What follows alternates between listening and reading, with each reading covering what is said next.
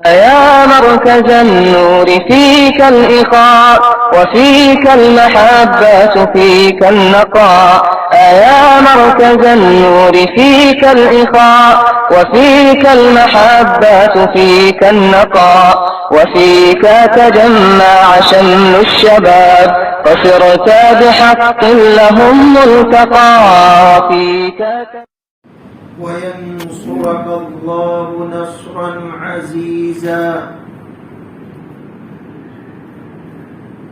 اے پیغمبر، یقین جانو ہم نے تمہیں کھلی ہوئی فتح عطا کر دی ہے تاکہ اللہ تمہاری اگلی پچھلی تمام کوتاہیوں کو معاف کر دے اور تاکہ اپنی نعمت تم پر مکمل کر دے اور تمہیں سیدھے راستے پر لے چلے، اور تاکہ اللہ تمہاری ایسی مدد کرے جو سب پر غالب آ جائے۔ یہ جو سورت میں نے شروع کی ہے سورہ فتح ہے اور مدنی سورت ہے۔ قرآن شریف میں بعض صورتیں مکی ہے، بعض صورتیں مدنی ہے۔ مکی صورتوں کا مطلب یہ ہے کہ ہجرت سے پہلے جو صورتیں نازل ہوئی اس کو مکی کہتے ہیں۔ عام طور پر بہت سے لوگ یہ سمجھتے ہیں مکہ میں نازل ہونے والی صورت کو مکی اور مدینہ میں نازل ہونے والی صورت کو مدنی۔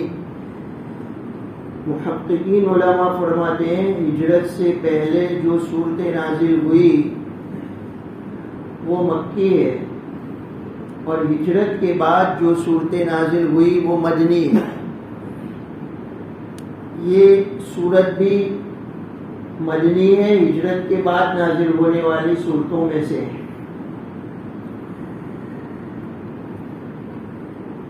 قرآن شریف کی خاص اہمیت رکھنے والی صورتوں میں سے ہیں۔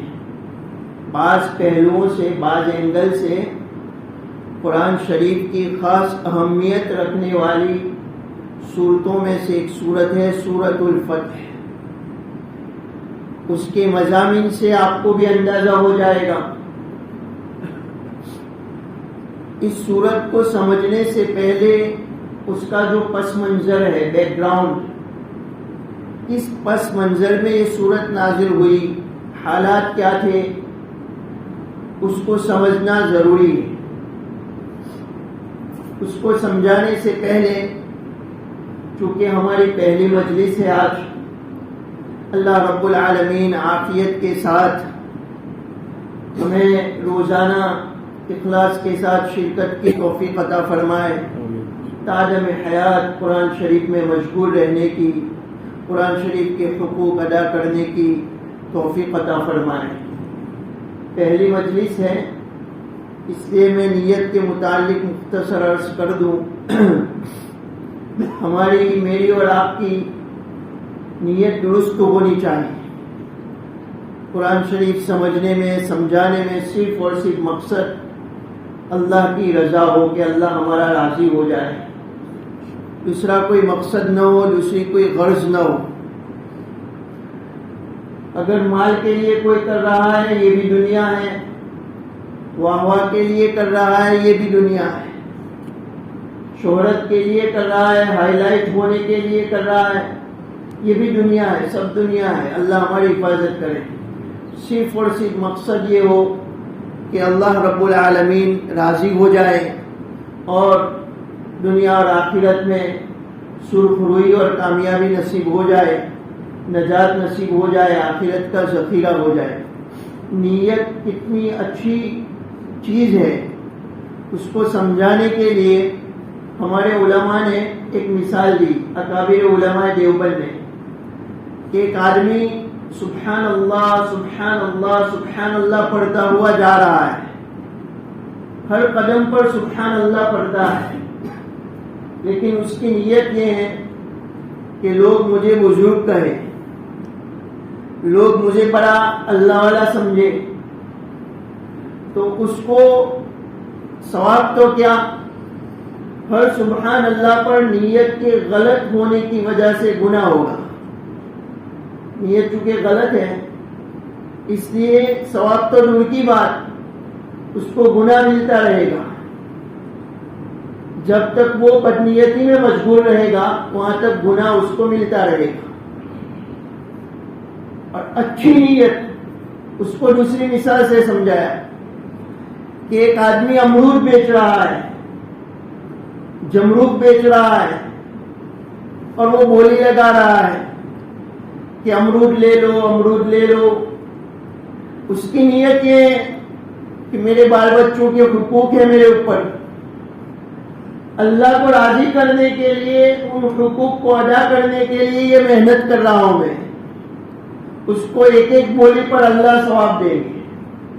اس کی بولی ہے امرود لے لو، جمروک لے لو. بظاہر تو کوئی اس کو بزرگ نہیں سمجھے گا اور یہ بھی نہیں سمجھے گا کہ اس کو ثواب مل رہا ہے، لیکن اس کی نیت یہ ہے کہ میرے بال بچوں کے حقوق ہے، ان حقوق کو ادا کرنے کے لیے تاکہ اللہ راضی ہو جائے. میں حقوق ادا کروں گا تو اللہ راضی ہو جائیں گے، اس لیے یہ محنت کر رہا ہوں میں، اس پر اس کو ثواب ملے گا. تو یہاں پر جو جمع ہونا ہے وہ ٹائم پاس کے لیے نہیں ہے، کوئی ایسا نہیں ہے آپ میں سے، لیکن ایک مثال سمجھاتا ہوں میں. یہاں سے سن کر یہاں سے نکالنے کے لیے بھی نہیں ہے، بلکہ روزانہ ہماری نیت کی تجدید کرے. تجدید کہتے ہیں نویکرن، جس کو گجراتی میں کہتے ہیں. اس کو تجدید کرے، میں کیوں شریک ہوتا ہوں، میں یہ کیوں کرتا ہوں، صرف اور صرف اللہ کو راضی کرنے کے لیے. عبداللہ ابن مبارک رحمۃ اللہ علیہ کا انتقال ہو گیا تو خواب میں کسی نے دیکھا، حضرت کیا ہوا، کیا معاملہ ہوا؟ کہ اللہ نے مغفرت کر دی. لیکن میرے پڑوس میں ایک لوہار رہتا تھا، اس کو جو مقام ملا وہ مقام مجھے نہیں ملا. بظاہر ایک محدث، ایک ولی، ایک کتنے بڑے اللہ کے نیک بندے، اور بازو میں ایک لوہار. دنیا میں تو کسی نے سوچا بھی نہیں تھا کہ لوہار کا مقام عبداللہ ابن مبارک سے بھی بڑھ جائے گا. خواب دیکھنے والا اس لوہار کے گھر پر پہنچا اور اس کے گھر والوں سے معلوم کیا کہ آپ کے شوہر کا عمل کیا تھا، جو انتقال کر چکے ہیں ان کا عمل کیا تھا. کہا کہ وہ تو لوہے کا کام کرتے تھے، صرف 2 کام وہ کرتے تھے، 2 عمل مجھے یاد ہیں، معلوم ہے. جب اذان ہوتی تھی تو لوہا کوٹنے کے لیے جو ہتھوڑا اٹھایا ہوا ہوتا تھا، اس کے ادب میں اس اٹھائے ہوئے ہتھوڑے کو بھی ڈال دیتے تھے. اور دوسرا عمل یہ تھا کہ عبداللہ ابن مبارک جب نماز پڑھتے تھے رات کو، عشاء کے بعد نوافل میں چھت پر مشغول ہوتے تھے تو حسرت کرتے تھے، کاش کہ میں بھی اس طرح نماز پڑھتا. کتنے اللہ کے نیک بندے ہیں کہ رات کو عبادت کرتے ہیں، راتوں کو صحیح کام میں استعمال کرتے ہیں.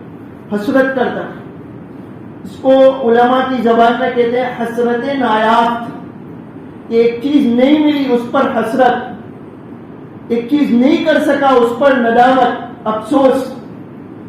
یہ 2 عمل میں اخلاص اتنا تھا کہ اس کو وہ مقام ملا جو عبداللہ ابن مبارک کو بھی نہیں ملا رحمت اللہ علیہ. تو عمل میں وزن پیدا ہوتا ہے اخلاص سے. قیامت کے دن اعمال کا وزن ہوگا، گنتی نہیں ہوگی. کروڑوں نوافل کس نے پڑھے، 2 کروڑ کس نے پڑھے، یہ تو گنتی. اعمال کا وزن ہوگا، اور عمل میں وزن پیدا ہوتا ہے اخلاص سے.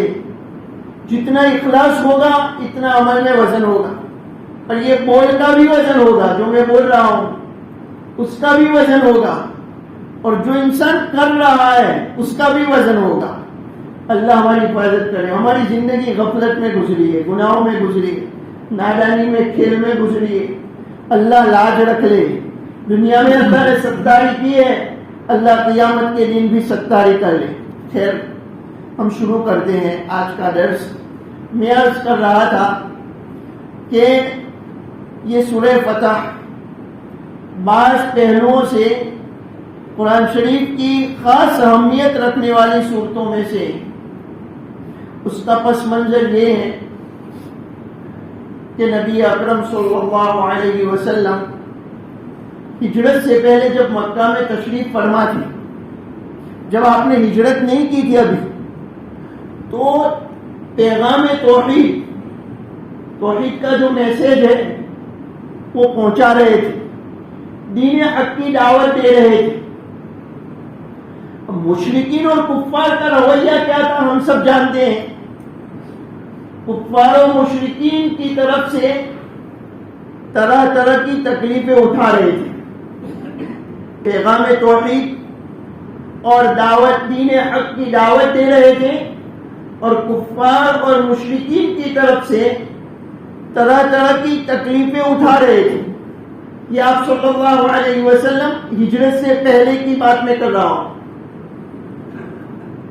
ہوا ایسا کہ جن کے دلوں میں سعادت مندی تھی، جو خوش قسمت لوگ تھے، وہ تو 1.5 سویر ایمان لے آئے اور آپ صلی اللہ علیہ وسلم کی دعوت کو قبول کر لیا۔ جن کے دلوں میں سعادت مندی تھی، خوش قسمتی، جو خوش قسمت لوگ تھے، 1.5 سویر ایمان لے آئے۔ اب مکہ میں وہ لوگ بچ گئے جنہوں نے کفر پر قائم رہنے کا فیصلہ کر لیا۔ دیکھیے بہت ساری عبرتیں ہیں، بہت آج کے جو حالات چل رہے ہیں ہمارے ملک میں اور پوری دنیا میں، ایک ہمت ملے گی، ایمان پختہ ہوگا اور دین پر استقامت کا جذبہ نصیب ہوگا۔ ہم صحیح نیت سے سنیں، وہ لوگ رہ گئے مکہ میں جنہوں نے اپنے دلوں کے دروازے بند کر لیے۔ کس کے لیے؟ پیغام توحید اور دین حق کی دعوت کے لیے اپنے دلوں کے دروازے بند کر لیے، اور انہوں نے کفر پر قائم رہنے کا قطعی فیصلہ کر لیا۔ وہ آپ صلی اللہ علیہ وسلم کی دعوت کے مخالف بن گئے، اور مخالفت اس درجے تھی، ان کی جو مخالفت تھی وہ اس درجے تھی کہ آپ صلی اللہ علیہ وسلم کی زندگی کو ختم کرنے کا منصوبہ بنایا۔ آپ صلی اللہ علیہ وسلم کی زندگی کے خاتمے کا پلان بنایا، انہوں نے سازش کی۔ اس مرحلے میں یہ سمجھنا ضروری ہے، یہ آیات کو سمجھنے کے لیے، اس لیے میں پس منظر بیان کرتا ہوں، بیک گراؤنڈ بیان کرتا ہوں۔ اس مرحلے میں اللہ رب العالمین نے ہجرت کا حکم دیا۔ نبی اکرم صلی اللہ علیہ وسلم، مسلمانوں نے ہجرت کی اور نبی اکرم صلی اللہ علیہ وسلم نے بھی ہجرت کی۔ مکہ میں کون سے مسلمان باقی رہ گئے؟ جو معذور اور مجبور تھے، جو ہجرت کرنے کی طاقت نہیں رکھتے تھے، معذور تھے، وہ مسلمان باقی رہ گئے۔ ان کے علاوہ سب مسلمانوں نے ہجرت کی، اور نبی اکرم صلی اللہ علیہ وسلم نے بھی ہجرت کی۔ اب ہجرت کسے کہتے ہیں ہم سب جانتے ہیں۔ ہجرت کی وجہ سے وطن بھی ان کا چھوٹا، مکہ وطن تھا ان کا، وہ وطن بھی چھوٹا۔ ہجرت کی وجہ سے جو رشتے دار تھے، عزیز و اقارب، وہ بھی چھوٹے۔ ہجرت کی وجہ سے جو کاروبار تھا، بزنس، وہ بھی ختم ہو گیا، اور وہ سب مسائب یہ بہووجہ مصیبت کا، وہ سب مسائل اٹھانے پڑے جو دیش سے بے دیش اور گھر سے بے گھر ہونے والے کو اٹھانے پڑتے ہیں۔ وہ سب مسائل اٹھانے پڑے جو دیش سے بے دیش اور گھر سے بے گھر ہونے کی وجہ سے اٹھانے پڑتے ہیں۔ لیکن سب سے بڑا سرما آپ صلی اللہ علیہ وسلم کے لیے اور صحابہ کے لیے کیا تھا، اس کو سمجھیں۔ سب سے بڑا روحانی سرما یہ تھا کہ بیت اللہ چھوٹا۔ روحانی سرما یہ تھا کہ بیت اللہ چھوٹا، کعبہ ابراہیمی چھوٹا۔ یہ بہت بڑا صدمہ تھا نبی اکرم صلی اللہ علیہ وسلم کی، صحابہ کے لیے، اور یقیناً یقیناً آپ صلی اللہ علیہ وسلم کے دل میں یہ خواہش اور تمنا ہو رہی ہوگی کہ اللہ کب وہ دن لائیں گے کہ ہم کعبہ کا طواف کریں، ہم حج کریں، ہم عمرہ کریں۔ ادھر کفار اور مشرکین کی دشمنی کا عالم یہ تھا کہ وہ کسی دشمن کو بھی کعبہ کا طواف کرنے سے روکتے نہیں تھے، حج اور عمرہ سے روکتے نہیں تھے، لیکن آپ صلی اللہ علیہ وسلم سے ان کی دشمنی اتنی سخت تھی، آپ صلی اللہ علیہ وسلم سے وہ اتنی سخت دشمنی رکھتے تھے کہ آپ کا کعبہ کا طواف کرنا، آپ کا حج کرنا، عمرہ کرنا ان کو گوارا نہیں تھا، ان کو پسند نہیں تھا۔ 5-6 سال گزر گئے، ہجرت کے 6 سال سن 6 ہجری میں نبی اکرم صلی اللہ علیہ وسلم نے ایک خواب دیکھا۔ اوپر والی بات تو سمجھ گئے ہوں گے، 5-6 سال گزرے، 6 سال نبی اکرم صلی اللہ علیہ وسلم نے ایک خواب دیکھا۔ وہ خواب کیا تھا؟ پہلی بات سمجھیے، نبی کا خواب سچا ہوتا ہے۔ نبی کا، ہمارا خواب تو جھوٹا بھی ہو سکتا ہے، لیکن نبی کا جو خواب ہوتا ہے وہ وحی کی ایک قسم ہوتی ہے اور وہ سچا ہوتا ہے، اس میں کوئی غلطی اور اس میں کوئی جھوٹ نہیں ہوتا ہے۔ دوسری بات، نبی جب سوتے ہیں تو ان کی آنکھیں سوتی ہے، دل بیدار رہتا ہے۔ نبی جب سوتے ہیں تو آنکھیں سوتی ہے، ان کا دل بیدار رہتا ہے۔ نبی کا خواب سچا ہوتا ہے۔ آپ صلی اللہ علیہ وسلم کا خواب کیا تھا؟ آپ نے خواب دیکھا کہ آپ صلی اللہ علیہ وسلم اپنے اصحاب کے ساتھ آپ نے اطمینان کی حالت میں عمرہ کیا۔ یہ خواب دیکھا کہ آپ صلی اللہ علیہ وسلم نے اپنے صحابہ کے ساتھ اطمینان کی حالت میں عمرہ کیا، اور عمرہ کرنے کے بعد آپ نے اور صحابہ نے حلق کیا، قصر کرایا، جو آخری عمل ہے عمرے کا، حلق کرانا ہے، قصر کرانا عمرہ کا آخری عمل ہے۔ یہ خواب دیکھا۔ اب صحابہ کو جب یہ خواب کا پتہ چلا، صحابہ کو جب یہ خواب معلوم ہوا، تو ان کے اندر کعبہ کی زیارت کا، طواف کا ایک جذبہ اور شوق پیدا ہو گیا، اور فرد شوق میں شوق اتنا زیادہ تھا کہ اس کی وجہ سے ان کا ذہن اور ان کا خیال اس طرف نہیں گیا کہ خواب میں اس سال عمرہ ہوگا، اس کا اشارہ نہیں تھا۔ سمجھ میں آ رہا ہے؟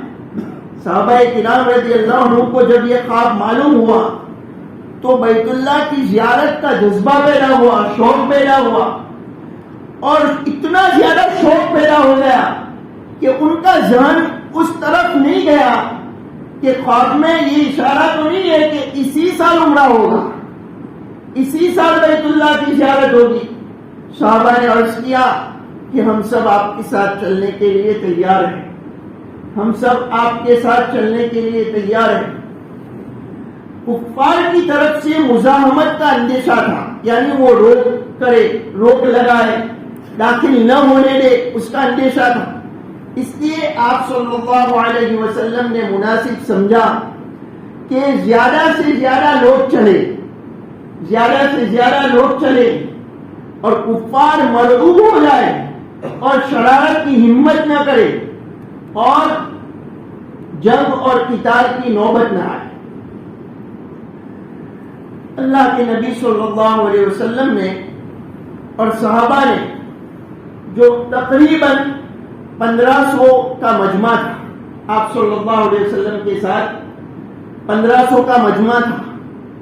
ذوالحلیفہ ایک مقام ہے، مدینہ سے 5-6 میل کے بعد ایک مقام آتا ہے، مدینہ شریف سے 5-6 میل سے دور ایک مقام ہے ذوالحلیفہ۔ وہاں پہنچ کر احرام باندھا، اور ساتھ میں قربانی کے اونٹ بھی تھے، اور ان اونٹوں کے اوپر پتا، کلالہ جس کو کہتے ہیں، پتا بھی تھا۔ یہ پتا علامت ہوا اس بات کی کہ یہ وہ اونٹ ہیں جو حج یا عمرہ کرنے والے بیت اللہ پر پہنچ کر، بیت اللہ پر لے جا کر اس کو قربان کرتے ہیں۔ یہ پتہ علامت ہوتی تھی، اس وقت لوگ پتہ لگا دیتے تھے، قربانی کا جو جانور ہوتا تھا اس پر پتہ لگاتے تھے، پر یہ علامت ہوتی تھی کہ یہ وہ اونٹ ہے جو حج یا عمرہ کرنے والا بیت اللہ پر لے جا کر قربان کرتے ہیں۔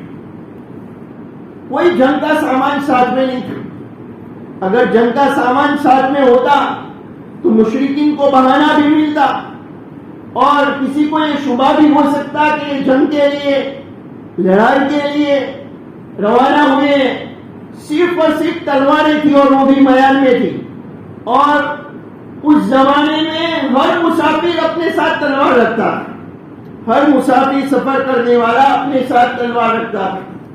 اب روانہ ہو گئے، مشرکین کو جب پتا چلا، مکہ کے مشرکین کو، کفار کو جب پتا چلا تو انہوں نے فیصلہ کیا کہ خون کی ندیاں بہ جائیں تو بہ جائیں، لیکن ہم ان کو عمرہ نہیں کرنے دیں گے۔ مشرکین مکہ نے جب ان کو اطلاع ملی کہ آپ صلی اللہ علیہ وسلم اور صحابہ تشریف لا رہے ہیں تو انہوں نے یہ فیصلہ کیا کہ ان کو عمرہ نہیں کرنے دیں گے، چاہے خون کی ندیاں بہ جائے، کچھ بھی ہو جائے۔ آپ صلی اللہ علیہ وسلم کو ان کی یہ حالت معلوم ہوئی۔ ایک مقام پر آپ صلی اللہ علیہ وسلم نے قیام کیا جس کو حدیبیہ کہتے ہیں۔ یہ مکہ سے تقریباً 15 میل پہلے ہیں، مکہ شریف سے تقریباً 15 میل پہلے حدیبیہ ایک مقام ہے، وہاں پر نبی اکرم صلی اللہ علیہ وسلم نے قیام فرمایا، یعنی ٹھہرے آپ صلی اللہ علیہ وسلم۔ پھر ایک آدمی کو آپ صلی اللہ علیہ وسلم نے روانہ کیا کہ ان کو بتلا دیا جائے کہ ہماری غرض صرف اور صرف عمرہ کی ہے، ہم لڑنے کے لیے نہیں آئے، ہم جنگ کے لیے نہیں آئے، ہم صرف اور صرف عمرہ کرنے کے لیے آئے۔ وہ شخص پہنچے، انہوں نے اطمینان دلانے کی کوشش کی لیکن مشرکین نہیں مانے، کفار نہیں مانے اور ان کو روک لیا۔ جو شخص گئے تھے ان کو روک لیا، ان کو آنے میں دیر ہوئی تو نبی اکرم صلی اللہ علیہ وسلم نے حضرت عثمان ابن عفان رضی اللہ تعالی عنہ کو اپنا سفیر اور خاص نمائندہ بنا کر بھیجا۔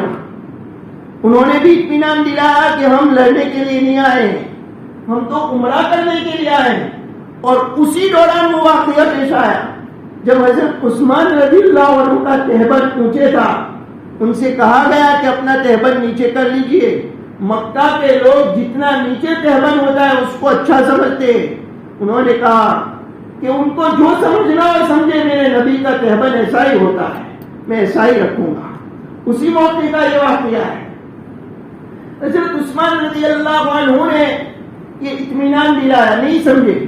اصل میں ان کو یہ خیال تھا مشرکین کو کہ اگر ہم نے عمرہ کرنے دیا تو پورے ملک میں لوگ یہ سمجھیں گے کہ ہماری ہار ہوئی اور مسلمان جیت گئے، ہم دب گئے، ہم ان سے ڈر گئے، پورے ملک میں یہ میسج جائے گا۔ ان کو ایسا خیال تھا، اس لیے اطمینان دلانے کے باوجود وہ نہیں مانے۔ ہاں، انہوں نے حضرت عثمان رضی اللہ عنہ سے بدسلوکی بھی نہیں کی، ان کے ساتھ عزت کا معاملہ کیا اور پیشکش کی کہ آپ طواف کرنا چاہے تو کر سکتے ہیں۔ حضرت عثمان رضی اللہ تعالیٰ عنہ نے جواب دیا کہ اس وقت تک طواف نہیں کروں گا جب تک اللہ کے نبی صلی اللہ علیہ وسلم طواف نہ کر دیں، اس وقت تک طواف نہیں کروں گا جب تک اللہ کے نبی صلی اللہ علیہ وسلم طواف نہ کر دیں۔ اور ادھر حضرت عثمان رضی اللہ تعالیٰ عنہ کو مکہ میں رکنا پڑا۔ جو قریش کے سردار تھے، مختلف قبیلوں کے سردار تھے، قریش کے بڑے بڑے سردار تھے، ان سے ملاقاتیں کی، اور وہ مسلمان جو مجبور اور معذور تھے، ہجرت نہیں کر سکے تھے، میں نے ابھی بتلایا، ان کو تسلی دینا یہ بھی ان کی ذمہ تھا کہ ان کو تسلی دے کہ ایمان اور اعمال پر استقامت رکھو، اللہ رب العالمین کی نصرت اور مدد عنقریب آئے گی. یہ تسلی دینا یہ بھی ان کی ذمہ تھا. تو بڑے بڑے سرداروں سے ملاقات بھی کرنی تھی، مسلمانوں کو تسلی بھی دینی تھی، تو ان کو تھوڑا ٹھہرنا پڑا، ایک دو دن رکنا پڑا. اسی حالت میں یہ افواہ پھیلی کہ حضرت عثمان رضی اللہ تعالیٰ عنہ شہید کر دیے گئے. یہ افواہ پھیلی کہ حضرت عثمان رضی اللہ تعالیٰ، یہ سب سمجھنا ضروری ہے آیات کو سمجھنے کے لیے. افواہ پھیلی بلکہ پوری صورت سمجھ میں آ جائے. یہ جو پس منظر میں سمجھا رہا ہوں اگر سمجھ لیا تو پوری صورت سمجھ میں آ جائے. حضرت عثمان ابن عفان رضی اللہ تعالیٰ عنہ شہید ہو گئے، شہید کر دیے گئے. یہ افواہ پھیلی. اللہ کے نبی صلی اللہ علیہ وسلم کو اور صحابہ کو جب معلوم ہوا، اللہ کے نبی صلی اللہ علیہ وسلم نے جہاد پر ڈیٹ لی. صحابہ کرام رضی اللہ عنہ اجمعین نے عرض کیا کہ اگر جہاد کی نوبت آئی تو آخری سانس تک ہم جنگ کریں گے اور خون کا آخری قطرہ بھی بہا دیں گے. یہ کہا. لیکن ہوا ایسا کہ حضرت عثمان رضی اللہ عنہ صحیح سالم واپس آئے. معلوم ہوا کہ وہ افواہ تھی. صحابہ کرام کے جذبے کا مشرکین کو پتا چلا کہ انہوں نے یہ عزم کیا ہوا تھا، تو وہ مرعوب ہو گئے اور انہوں نے صلح کرنے کی ٹھان لی. انہوں نے صلح کرنے کا ارادہ کر لیا اور ان کے آدمی صلح کرنے کے لیے آئے. نبی اکرم صلی اللہ علیہ وسلم کی خدمت اقدس میں صلح کرنے کے ارادے سے ان کے آدمی آئے. اب صلح میں جو شرائط تھے وہ شرائط بظاہر ایسے تھے کہ یہ معلوم ہوتا تھا کہ مسلمان مغلوبانہ صلح کر رہے ہیں، دب کر صلح کر رہے ہیں. مسلمان دب کر صلح کر رہے ہیں، بظاہر ایسا معلوم تھا. اس کے شرائط ایسے تھے. ایک شرط یہ تھی صلح میں، پہلی شرط، ایک شرط یہ تھی کہ اگر کوئی آدمی 10 سال تک پہلے دے گا کہ فریقین یعنی دونوں فریق 10 سال تک جنگ نہیں کریں، جنگ بندی کا معاہدہ، اور جنگ بندی کے معاہدے کی شرط انہوں نے ہی رکھی مشرکین نے. اور پھر کہا کہ اگر اس 10 سال کے عرصے میں کوئی آدمی مکہ سے مسلمان ہو کر مدینہ چلا گیا اور ہم مطالبہ کرے تو مسلمان اس کو واپس بھیجنے کے ذمہ دار ہوں گے، اور مدینہ سے کوئی آدمی مکہ چلا آیا تو آپ کے مطالبے پر ہم اس کو بھیجنے کے ذمہ دار نہیں ہوں گے. ایک شرط تو یہ تھی، بظاہر یہ مغلوبانہ شرط تھی. ایسا محسوس ہو رہا تھا صحابہ کو، حضرت عمر رضی اللہ تعالیٰ عنہ کو بھی اور دوسرے بہت سے صحابہ کو، کہ یہ صلح مغلوبانہ ہو رہی ہے، دفتر ہو رہی ہے. اسی طرح ان صلح میں دوسری شرائط بھی تھی. انہوں نے یہ بھی کہا کہ اس سال آپ واپس چلے جاؤ، آئندہ سال عمرہ کرنے کے لیے آؤ، اس سال تو عمرہ نہیں ہوگا. اس سال شرائط میں یہ بھی تھا، اس سال آپ چلے جاؤ، آئندہ سال آؤ، ہم مکہ خالی کر دیں گے، ہم چلے جائیں گے، تاکہ کوئی ٹکراؤ ہی نہ ہو، کوئی تصادم ہی نہ ہو. آئندہ سال آؤ، مکہ ہم خالی کر دیں گے. ایک شرط یہ بھی تھی. اللہ کے نبی صلی اللہ علیہ وسلم، دیکھیے پیغمبر جو ہوتے ہیں ان پر وحی نازل ہوتی ہے، وہ جو کرتے ہیں اس میں خیر ہوتی ہے. اللہ کے نبی صلی اللہ علیہ وسلم عمرہ کے ارادے سے آئے تھے. آپ صلی اللہ علیہ وسلم عمرہ کے ارادے سے آئے تھے. نیز اگر جنگ ہوتی تو حرم کی بے حرمتی کا اندیشہ تھا. جنگ و جدال میں، جنگ و قتال میں، جنگ اور لڑائی میں حرم کی بے حرمتی کا اندیشہ تھا. نیز اللہ رب العالمین نے آپ صلی اللہ علیہ وسلم کے دل میں یہ بات ڈالی کہ صلح کی شرائط جو ہے وہ منظور کر لی جائے، اس کو قبول کر لی جائے. آپ صلی اللہ علیہ وسلم کو جب شرح صدر ہو گیا، آپ نے وہ شرائط منظور کر لی. جو ان کی شرائط تھی وہ سب منظور کر لی. حضرت عمر رضی اللہ تعالیٰ عنہ نے اور دوسرے صحابہ نے اللہ کے نبی صلی اللہ علیہ وسلم سے عرض کیا کہ اللہ کے نبی صلی اللہ علیہ وسلم، جب ہم حق پر ہیں تو ہم ڈٹ کر صلح کیوں کریں؟ تلوار سے ان کا دماغ درست کرنے کے لیے تیار ہیں ہم۔ حضرت عمر رضی اللہ تعالیٰ عنہ نے اور دوسرے صحابہ نے کہا کہ جب ہم حق پر ہیں تو یہ ڈٹ کر صلح کیوں کرے؟ تلوار سے ان کا دماغ درست کرنے کے لیے تیار ہے۔ اللہ کے نبی صلی اللہ علیہ وسلم نے فیصلہ کر لیا کہ احرام ختم کر کے مدینہ واپس چلا جائے، واپس مدینہ کی طرف روانہ ہوا جائے۔ یہ فیصلہ کر دیا روانہ ہونے کا، احرام ختم کر کے مدینہ روانہ ہونے کا فیصلہ کر لیا۔ اب صحابہ کرام کو حکم دیا اللہ کے نبی صلی اللہ علیہ وسلم نے کہ قصر یا حلق کرا کر احرام ختم کرنے کا حکم دیا، لیکن صحابہ یہ محسوس کر رہے تھے کہ یہ صلح جب کر ہے، اور اتنے غمزدہ تھے کہ ان کی سمجھ میں کوئی بات نہیں آ رہی تھی۔ صحابہ اتنے غمزدہ تھے کہ ان کی سمجھ میں کوئی بات نہیں آ رہی تھی۔ ام سلمہ رضی اللہ تعالی عنہا ساتھ تھی ازواج مطہرات میں سے، انہوں نے کہا کہ اللہ کے نبی آپ حلق کرا دیجئے، آپ کو دیکھ کر سب حلق کرا دیں گے، آپ حلق کرا دیجئے، آپ کو دیکھ کر سب حلق کرائیں گے۔ اللہ کے نبی صلی اللہ علیہ وسلم نے جب حلق کرایا، صحابہ نے بھی اس پر عمل کر لیا۔ احرام ختم کر کے مدینہ کی طرف روانگی ہوئی۔ جب حدیبیہ سے مدینہ کی طرف روانگی ہو رہی تھی، سفر ہی میں یہ سورت نازل ہوئی، اِنَّا فَتَحْنَا لَكَ فَتْحًا مُبِينًا، اے پیغمبر یقین جانو ہم نے تمہیں کھلی ہوئی فتح عطا کر دی ہے۔ جس صلح کو مغلوبانہ اور دب کر صلح سمجھ رہے ہیں، ذلت آمیز صلح سمجھ رہے ہیں، یہ ذلت آمیز صلح نہیں ہے، یہ تو فتح مکہ کا پیش خیمہ ہے، یہ تو فتح مکہ کی پیش خیمہ اور پیشین گوئی ہے۔